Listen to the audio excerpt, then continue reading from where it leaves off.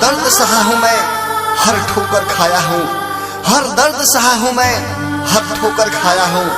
फूलों ने हमें चोट दे दिया, इसलिए आज कांटों से ही दिल लगाया हूँ, कांटों से ही दिल लगाया हूँ।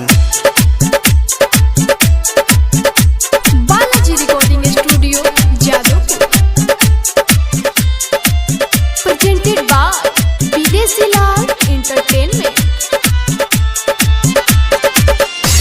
लागता बेटा हो रहब मोहब्बत के नाम से, लागता बेटा हो रहब मोहब्बत के नाम से।